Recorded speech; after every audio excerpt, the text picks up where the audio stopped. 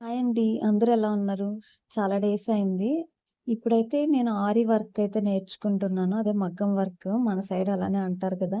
ఇక్కడ నేను చూడండి ఇవి జస్ట్ 2 డేస్‌లో నేను నేర్చుకొని జస్ట్ నెక్ షేప్ అలా చిన్నది డ్రా చేసుకొనైతే స్టార్ట్ చేసి వేశాను. ఫస్ట్ డే చైన్ స్టిచ్ నేర్చుకున్నాను.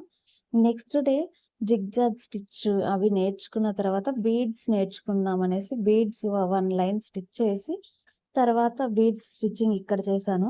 ఈ ఫస్ట్ డేననమాట. ఈ చైన్ స్టిచ్ పొడవుగా వేసున్నాను గదా! అవి ఎండ్ నాట్ నేర్చుకోవడం కోసం అలా వేశాను.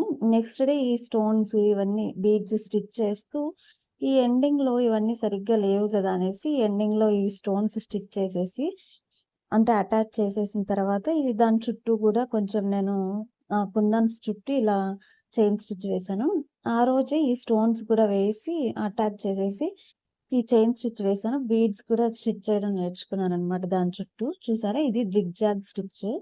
ఈ బీడ్స్ కూడా ముందు ఒక 2 చైన్స్ వేసి బీడ్స్ స్టిచ్ చేయడం అలా నేర్చుకున్నా. ఇదైతే నాకు చాలా యూజ్ అయిందిలెండి. సో, బీడ్స్ వేసుకుంటే కింద పడిపోకుండా ఉండడం కోసం. ఇది నెక్స్ట్ 2 డేస్ వర్క్. చూడండి. అంటే వెడ్నెస్‌డే తర్వాత థర్స్‌డే, ఫ్రైడే ఇది వేశాను. ఇక్కడున్న బీడ్స్ ఈ పికాక్ మోడల్ కుట్టాలనుకున్నాను గానీ, ఫిల్లింగ్ సరిగ్గా రాలేదు నాకు.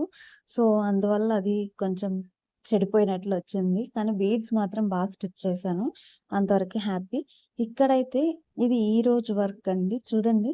లీఫ్ స్టిచ్ చేసుకోవడం నేర్చుకోవడం కోసం ఫస్ట్ అయితే ఈ లాంగ్ అండ్ షార్ట్ స్టిచ్ నేర్చుకున్న తరువాత నేను ఆ లీవ్స్ స్టిచ్ చేయడం చేశాను.